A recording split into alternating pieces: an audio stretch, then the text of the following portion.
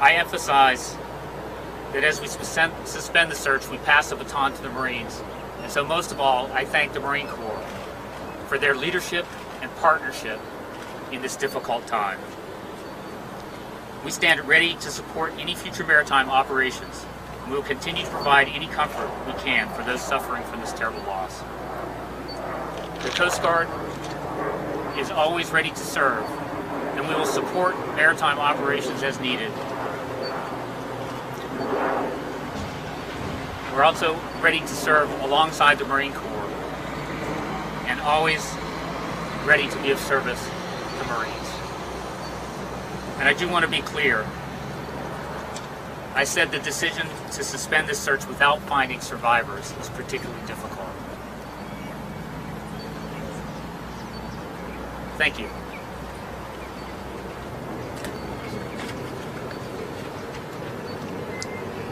Good evening. I'm Brigadier General Russell Sanborn. I'm the Commanding General of 1st Marine Aircraft Wing. My headquarters is stationed in Okinawa, Japan. MAC 24 and HMH 463 are under my command. First and foremost, we in the Marine Corps want to say that we are extremely impressed by the professionalism and dedication of the United States Coast Guard and for their service. As a unified command, we communicated well and operated well together. The state of Hawaii, the city and county of Honolulu, the fire department and police department, ocean safety, Hawaii National Guard, and the U.S. Navy all helped in this search and rescue operation. I'd also like to extend my gratitude to all those small businesses and concerned residents that took the time to report any information or generously donated food to our teams at the Incident Command Post. To our friends and fellow service members around the globe, your thoughts and prayers strengthen our resolve. As we transition our efforts to recovery and salvage operations and continue to provide support to the families of our Marines, we thank you. The Coast Guard, the Marine Corps, the Department of Defense, the civilian organizations have been nothing but outstanding. We support them 100% and we thank them for what they did. But one thing since I've been on this island, when I laid eyes on the operation and asked a lot of questions, I asked, where can we help? Where do we have gaps? Where are we missing something? And the three things I never heard from any of those organizations were, no, I can't, or I won't. It's been 100% overwhelming support. To that, we're thankful. And to the families that are most affected by this, our prayers and our support are to them. And that's our number one goal and focus. Thank you.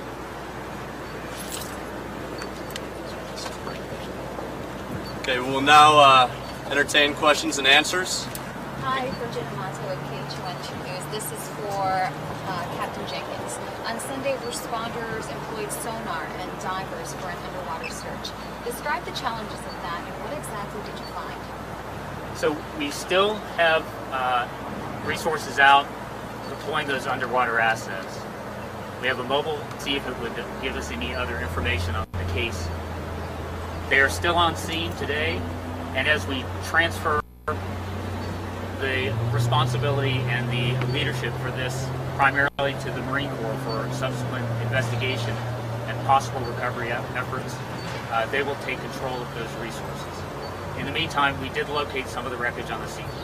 Captain Jenkins, Washington. It says, could you provide some more details on what the wreckage was that you found, what was with the wreckage, and any signs of So far, we've found widespread debris field on the ocean floor with parts of aircraft, and that's the extent of it at this point in time.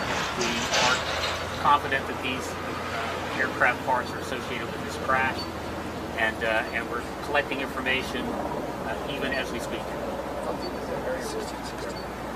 So it's about 2 miles offshore and in about 325 feet of water. vital, since that's kind of what will the Marines do now? What is your, as you say, into this new search, what will you do? The goal now is to switch to the recovery and salvage operations. So, as you know, there is an aircraft mishap board that has been formed to look at all the evidence and try to thoroughly investigate the mishap, just to discover all the facts of it and to make recommendations and findings. So that's what we're going to focus on. Also, the recovery of any of the debris and any other remains that may be discovered, so that we can give closure to those families that are still out there that still want that final piece of the puzzle. General Sanborn, is there a black box with data flight recording stream? When you refer to a black box, most people think of that like an airliner that's a crash survivable black box that has all the information.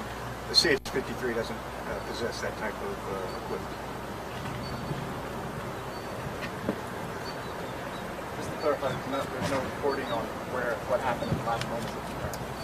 Well, there's not recording. There is, you're obviously going to get IFF returns, for transponders and so forth, but the way you're thinking about it, the detailed voice recording, flight parameters, we don't have that capability.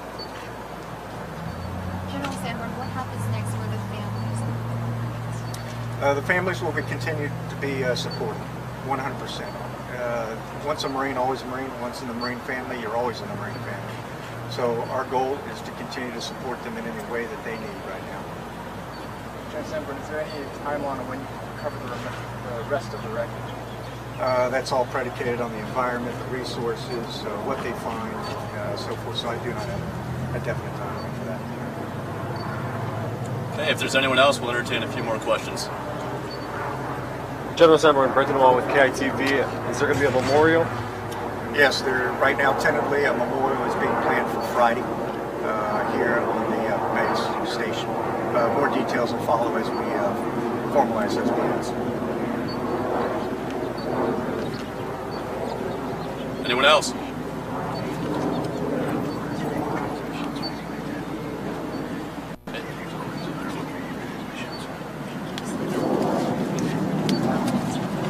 Again, if anyone would like to stay after to do their stand-ups or get some more footage from this location, please check in with Master Gunnery Sergeant Cardella or Corporal Vito.